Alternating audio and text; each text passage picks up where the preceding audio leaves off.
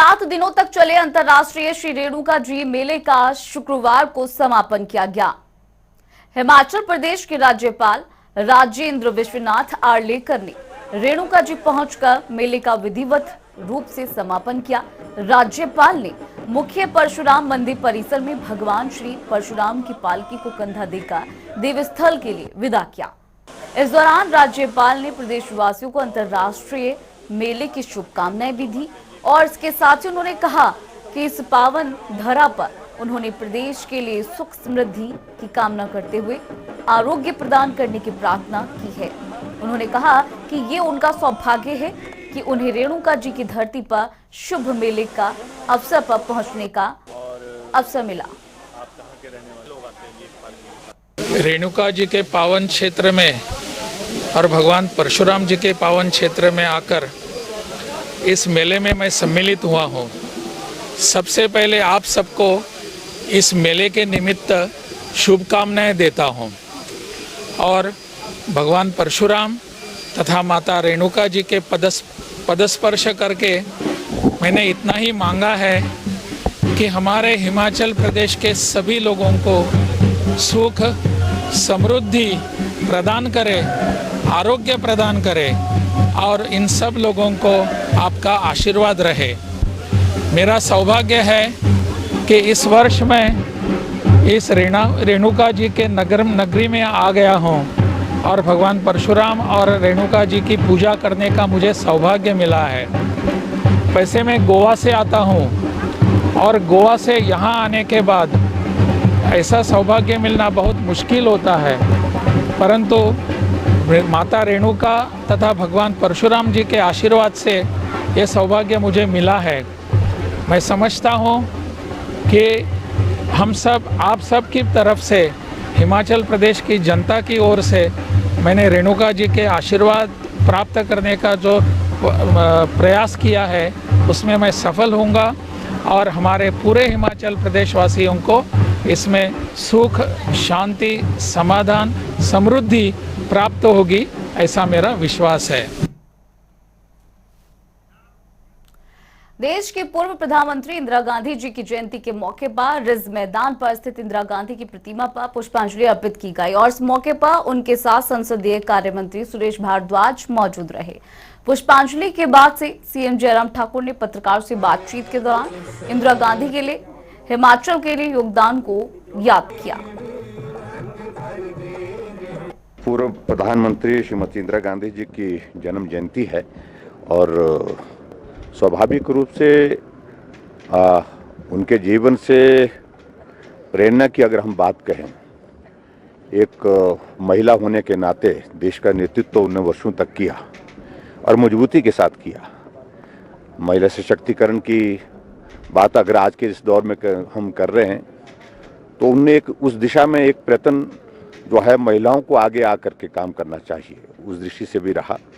और उससे बड़ी बात तो ये है कि देश के लिए बलिदान, ये उनके जीवन में ऐसी जो घटना घटित हुई कि उनकी हत्या हो गई और उस वक्त देश बहुत अलग तरह के एक दौर में से गुजर रहा था और उस ऐसी परिस्थिति में उनकी शहादत को, उनके बलिदान को हमेशा हमारे लिए हमको स्मरण करना चाहिए और उस योगदान के लिए जहाँ तक देश के लिए उन्होंने दिया है तो उस दृष्टि से इंदिरा गांधी जी को हम आज भी याद करते हैं। मुझे यही कहना कि हिमाचल जैसे छोटे से इस प्रदेश को अस्तित्व में लाने के लिए जहाँ डॉक्टर वाई.एस. परमार जी ने इस संघर्ष को आगे बढ़ाया उस दौर में और उनके साथ बहुत सारे और लोग भी जुड़े हुए थे जुड़ करके और उसको हिमाचल को एक पूर्ण राज्य का दर्जा देने के लिए उनकी भूमिका रही है। उस दृष्टि से उनके योगदान को झुठलाया नहीं जा सकता है। और उसके बाद दूसरी बात यह है कि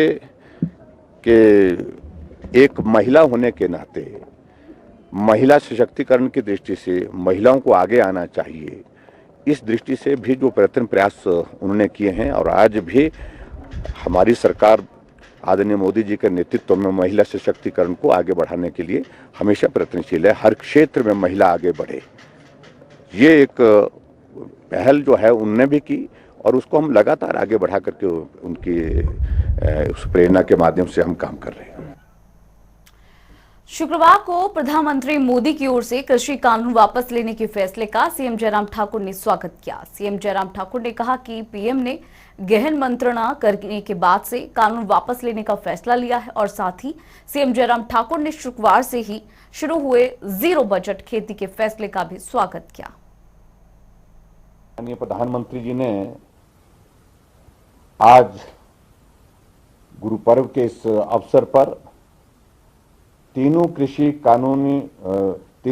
कानूनों को निष्प्रभावी लेने का निर्णय लिया है और इस माह में जो लोकसभा का और राज्यसभा का संसद का सत्र शुरू होगा,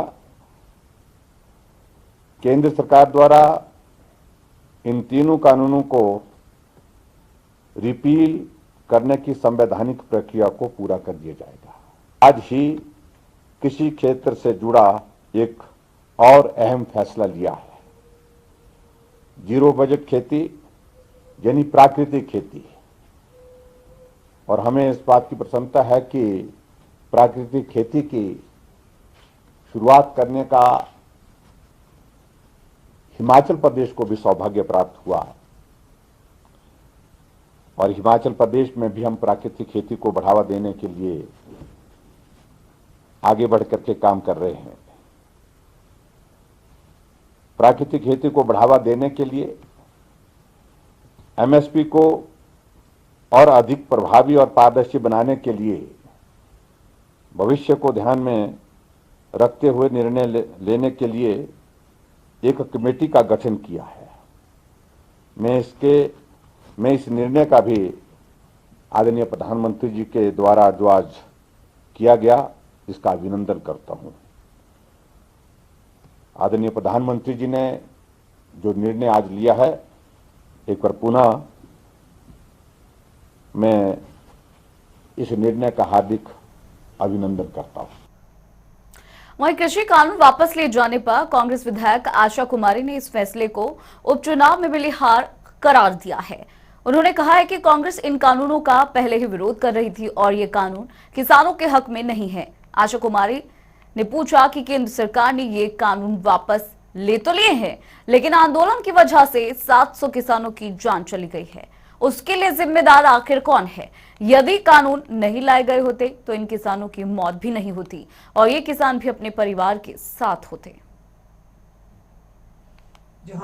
देखिए, कृषि कानून, पहली बात कांग्रेस का शुरू से ये स्टैंड रहा है कि ये कानून है ही गलत, थे ही गलत, और भारतीय जनता पार्टी, प्रधानमंत्री और उनके सारे मंत्री जो हैं, अहंकार में आकर के उन्होंने इन कानूनों को वापस लेने से इनकार किया शुरुआती दौर में, जबकि सबको मालूम था कि ये कृषकों के हक में नहीं है।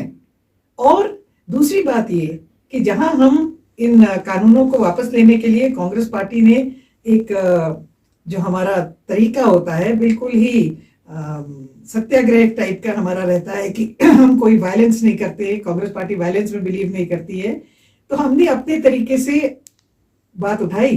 मगर इस मौके पे सबसे बड़ी बात तो ये है कि वो 700 से ज्यादा किसान जिनकी इस आंदोलन में जान चली गई, उसका जिम्मेवार कौन है? वहीं वीरवार को मुख्यमंत्री जयराम ठाकुर के डलहौजी विधानसभा दौरे पर कांग्रेस विधायक आशा कुमारी पर सीएम बनने की अफवाह फैलाने के आरोप पर आशा कुमारी ने पलटवार किया। आशा कुमारी ने इसे उपचुनाव में मिली हार की बौखलाहट करार दिया है और कहा है कि मुख्यमंत्री बनने की अफवाह नहीं फैलाई जाती। कोई भी विधायक मुख्यमंत्री बनने का पात्र होता है, इसमें अफवाह फैलाने की बात है ही नहीं। उन्होंने कहा कि जयराम ठाकुर 5 बार विधायक बने हैं, जबकि मैं 6 बार विधायक चुनकर आई हूं और विधानसभा में सबसे वरिष्ठ विधायक हूं। 2022 में भी कांग्रेस प्रचंड बहुमत से सरकार बनाएगी और मुख्यमंत्री कौन होगा, इसका फैसला कांग्रेस आलाकमान करेगा। है कि मुख्यमंत्री कल बनीखेत या डलहौजी विधानसभा क्षेत्र में तलेरू में जो वाटर स्पोर्ट्स का ड्रैगन रेस का एक आयोजन हुआ था, उसमें गए थे। मुझे मुख्यमंत्री की बात सुनकर के बहुत आश्चर्य हुआ। इसलिए आश्चर्य हुआ क्योंकि मुख्यमंत्री बनाने की कोई अफवाह नहीं फैलाई जाती है। मुख्यमंत्री जो भी कोई विधायक होता है, चाहे वो पहली बार जीता हो, जो विधायक है वो मुख्यमंत्री का पात्र होता है। तो इसमें अफवाह फैलाने की क्या बात है? और मुझे इसलिए हैरानी है कि मुख्यमंत्री 5 बार के विधायक हैं, तो मैं 6 बार की विधायक हूं। इस विधानसभा में राजा वीरभद्र सिंह जी के निधन के बाद, जो कि एक सबसे दुखद घटना रही है इस वर्ष की, इस विधानसभा में सबसे वरिष्ठ विधायक हूं। अफवाहें कोई नहीं फैलाता है। लोगों के मन में अगर किसी भी अपने विधायक के लिए ये बात होती है, ये जनता की बात होती है।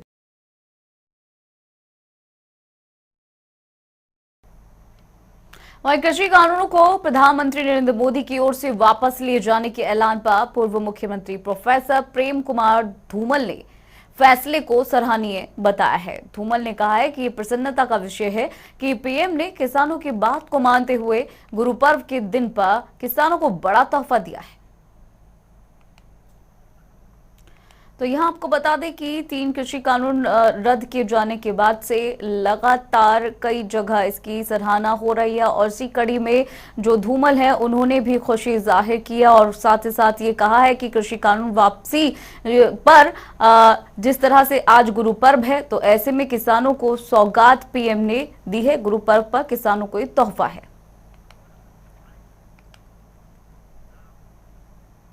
देश भर में आज गुरु नानक जयंती मनाई जा रही है और प्रदेश के अलग अलग क्षेत्रों से गुरु नानक जयंती की तस्वीरें भी सामने आ रही है। बद्दी, बरोटीवाला, नालागढ़ के गुरुद्वारों में भी नानक जयंती धूमधाम से मनाई जा रही है और इस मौके पर जगह जगह प्रभात फेरी निकाली गई और सुखमणी साहिब का पाठ किया गया।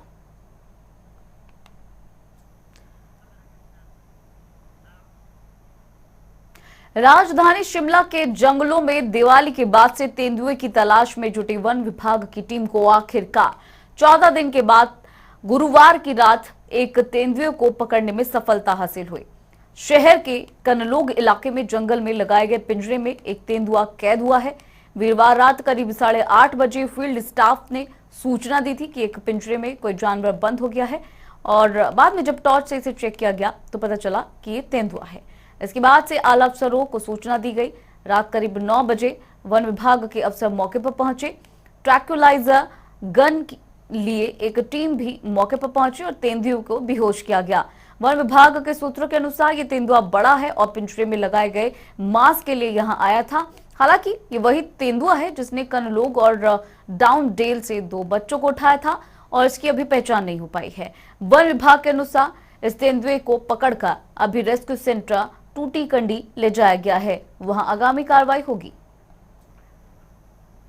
तो बता दें कि पिंजरे में खूंखार तेंदुआ कैद हो गया। काफी समय से इस तेंदुए को सर्च किया जा रहा था। इससे पहले 2 बच्चों को भी ये तेंदुआ नुकसान पहुंचा चुका है, जिसके बाद से जब ये केज यहां पर लगाया गया था तो इसमें मांस खाने के चक्कर में ये तेंदुआ इस केज में फंस गया और जिसके बाद से जब इसका पता चला तो इसकी सूचना जो है वो दी गई और उसके बाद से टॉर्च से देखा तो पता लगा कि ये तेंदुआ है। ट्रैक्युलाइजर गन से इसे बेहोश किया गया, जिसके बाद से इसे रेस्क्यू सेंटर लेकर आया गया। यहाँ आपको बता दें कि शिमला की तस्वीरें जो आप इसे देख रहे हैं, वन विभाग को बड़ी सफलता मिली है।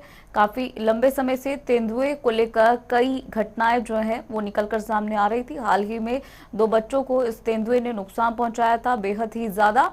रेस्क्यू सेंटर अब फिलहाल ये तेंदुआ लाया जा चुका है और पिंजरे में ये खूंखार तेंदुआ कैद हुआ, जिसके बाद से रेस्क्यू सेंटर इसको लाया गया। वन विभाग को बड़ी सफलता हासिल हुई है। शिमला की कुछ तस्वीरें आपको दिखा रहे हैं जब जिस वक्त इस केज में ये तेंदुआ फंसा था और इसी बीच एक जानकारी आ गई है इस वक्त की बेहद ही महत्वपूर्ण खबर से आपको मुखातिब कराते हैं। किन्नौर से कल किन्नौर दौरे पर रहेंगे सीएम जयराम ठाकुर। 31 विकासात्मक परियोजनाओं की सौगात देंगे सीएम। किन्नौर से बड़ी जानकारी, इलाके में 77 करोड़ रुपए की लागत से काम किया जाएगा। ये जानकारी किन्नौर से इस वक्त 250 एमएलए के लेकर भी जानकारी आपको दे दें कि कल किन्नौर दौरे पर रहने वाले हैं सीएम जयराम ठाकुर।